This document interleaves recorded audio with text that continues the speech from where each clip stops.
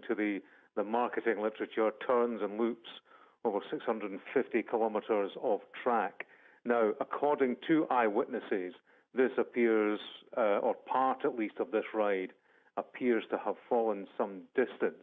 There is talk, and it's according to people who saw this, of some 20 metres. At the moment, according to Police Scotland, there are approximately 7 people who are said to be injured. It's not clear how bad these injuries are, but a number of people remain at this stage trapped inside the ride. Emergency services are there in considerable numbers, 6 ambulances, 6 fire engines, dealing with this situation, which happened around 20 to 4. So it's still early in terms of dealing with the incident and early in terms of getting to grips, really, with what happened and how many people are involved and to what extent they are injured. Okay, James, thank you. We're just going to speak now to James Millerick, a gentleman who was at the park when this incident happened. James, thanks for speaking to us on Sky News. We were just hearing from our correspondent James Matthews there that this incident happened at around 20 to 4 this afternoon. You were at the park. What did you see? So we were actually queuing at another roller coaster. We'd previously been on the one affected earlier in the day.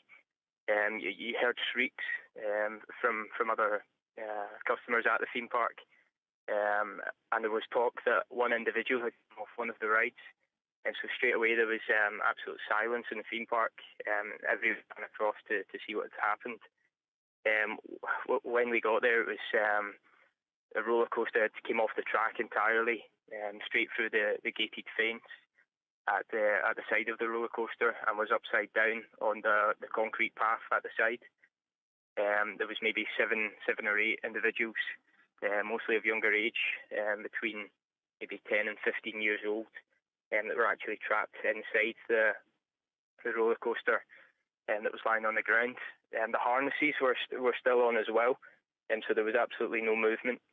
But as I say, it was upside down as well. But there was a lot of people straight away over to help. A few first aiders, myself, and my other half had actually ran in as first aiders as well, to try and calm the situation and ensure that there was minimum or major injuries within the roller coaster crash.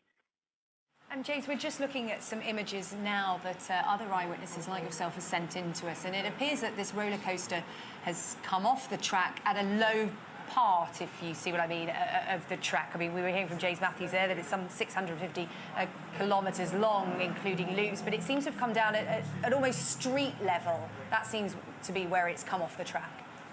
It was, yeah, no, I would agree with that. There was a smaller section, still maybe a few metres tall, where it looks as though it came off the track, maybe slipped on the corner and tumbled over onto the side.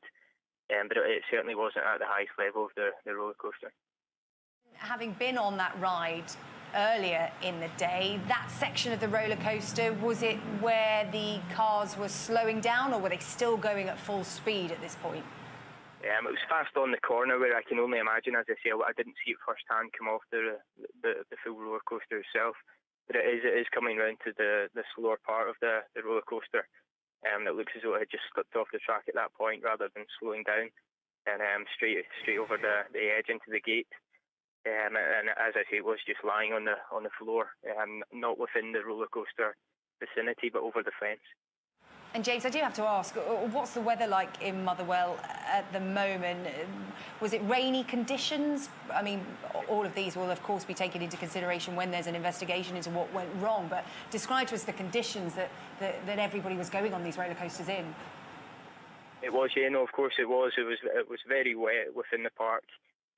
There was actually a few rides closed, just to ensure that they were safe. And so it looked as though there were safety measures in place to ensure that it wasn't too wet, the track wasn't too wet for the roller coaster. But it seemed that this one, it was deemed safe enough that it could go ahead. But it was wet at the park, yeah, I can assure you.